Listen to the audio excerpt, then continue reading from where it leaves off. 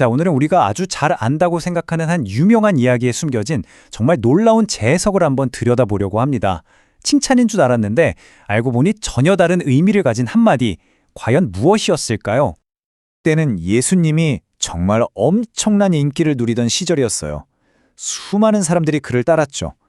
그런데 바로 그 군중 속에서 예수님이 갑자기 정말 뜻밖에도 한 로마 군인을 딱 지목해서 이런 강력한 칭찬을 하시는 겁니다. 그런데 말이죠. 그 믿음이 과연 어떤 종류의 믿음이었을까요? 이게 오늘 우리가 파고들 핵심 질문입니다.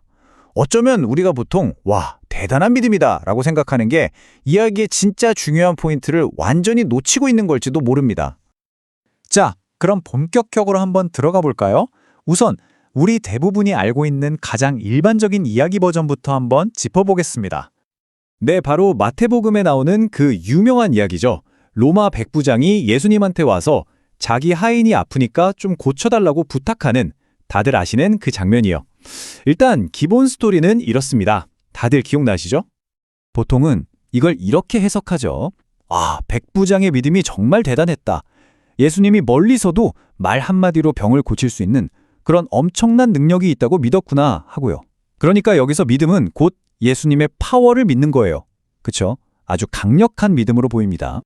하지만 바로 이 지점에서 오늘 우리가 살펴볼 해석이 아주 흥미로운 문제를 제기합니다. 이 관점에는 뭔가 결정적인 게 빠져 있다는 거죠. 그리고 이 문제는 놀랍게도 당시 군중뿐만 아니라 오늘날 우리에게도 똑같이 발견되는 문제라고 합니다. 당시 군중들이 원했던 걸 한번 보세요. 그들은 예수님이 가까이 오셔서 자기를 만져주고 당장 눈앞의 문제를 해결해주길 바랐어요. 한마디로 예수님을 자기에게 이익을 주는 존재, 어떤 유용한 존재로 환영했던 겁니다. 이건 사실상 거래에 가까운 믿음이었죠. 바로 여기에 결정적으로 빠진 조각이 있습니다. 뭐냐 하면 신적인 존재라는 건 그냥 내 삶에 환영합니다 하고 쉽게 드릴 수 있는 게 아니라는 인식이에요. 마치 거대한 태풍을 집 안으로 들이면서 어우, 바람이 시원하겠네 라고 말하는 거나 마찬가지죠. 자신이 지금 뭘 마주하고 있는지 그 압도적인 실체에 대한 경외심이나 두려움 같은 게 전혀 없는 상태인 겁니다. 그런데 백부장의 믿음은 바로 이 지점에서 군중의 믿음과 완전히 180도 달랐습니다. 자, 지금부터 그 결정적인 차이가 어떻게 드러나는지 한번 보시죠. 바로 이 한마디입니다. 주여, 제 집에 들어오시는 걸 저는 감당할 수가 없습니다. 이게 그냥 겸손하게 예의상 하는 말이 아니었어요. 여기에는 정말 어마어마한 의미가 담겨 있었습니다. 자, 여기 비교를 보시면 그 차이가 확 드러나죠. 일반적인 관점은 예수님을 강력한 문제 해결사로 보는 거예요. 당신은 나를 도울 힘이 있습니다 라는 믿음이죠. 하지만 이 새로운 관점에서 백부장은 예수님을 압도적인 거룩함 그 자체로 봅니다. 그래서 이렇게 말하는 거죠. 당신의 존재는 제 세상이 감당하기에 너무나 큽니다. 이건 완전히 다른 차원의 이야기입니다. 원문에서는 이걸 아주 강렬한 표현을 써서 존재적 붕괴의 고백이라고 부릅니다. 이게 무슨 말이냐면요. 만약 당신처럼 절대적으로 거룩한 존재가 내 집, 내 삶의 영역으로 들어온다면 제 세계, 제 정체성, 제가 아는 모든 현실이 그냥 와르르 무너져 내릴 겁니다. 라는 뜻이에요. 말 그대로 감당이 안 된다는 아주 솔직한 고백인 거죠. 이건 겸손이 아니었습니다. 그냥 사실을 말한 겁니다. 당신이 오시면 저는 그냥 끝장입니다. 이런 거죠. 그러니까 백부장의 통찰력은 예수님이 나를 위해 뭘 해줄 수 있느냐가 아니라 예수님이 도대체 누구냐를 제대로 알아본 데 있었던 겁니다. 이게 바로 핵심적인 차이예요. 자, 이런 관점에서 보면요. 백부장의 그 다음 유명한 대사도 완전히 다르게 들립니다. 그리고 이 이야기 속에 숨겨진 아주 아름다운 역설이 드러나기 시작하죠. 우리가 흔히 말씀만 하옵소서 이 말을 예수님의 능력에 대한 믿음의 선포라고 생각하잖아요. 당신은 말씀만으로도 충분합니다. 이런 식으로요. 그런데 더 깊이 들어가 보면 이건 사실상 제발 오지 마세요라는 간절한 요청에 가깝습니다.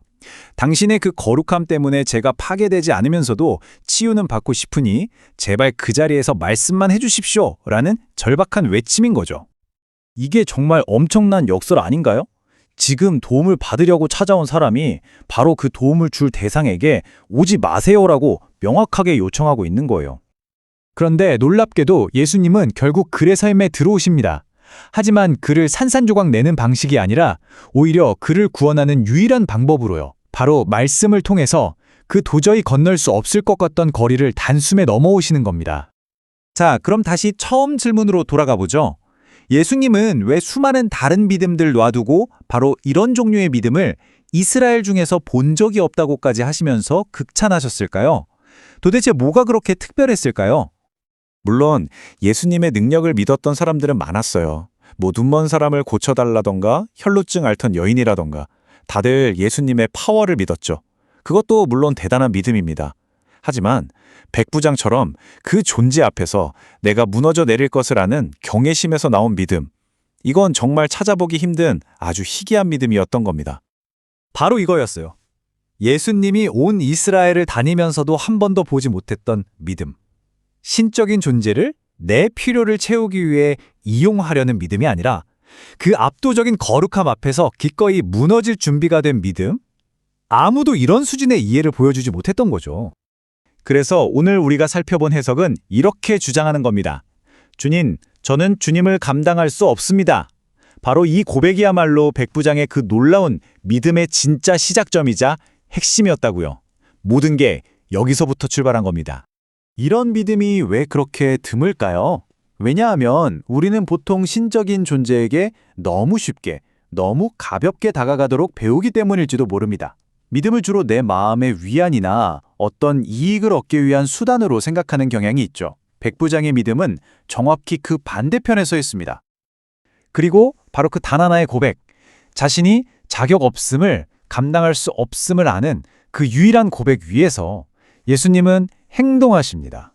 심판을 내리시는 게 아니라 오히려 생명을 주는 구원의 말씀을 선포하시는 거죠. 자, 그래서 이 이야기는 우리에게 마지막으로 이런 질문을 던집니다. 우리에게 믿음이란 과연 무엇일까요? 내 개인적인 편안함과 이익을 위한 도구일까요? 아니면 나라는 존재를 압도하는 진정으로 경이로운 실체에 대한 인식일까요? 한 번쯤 깊이 생각해 볼 만한 질문인 것 같습니다.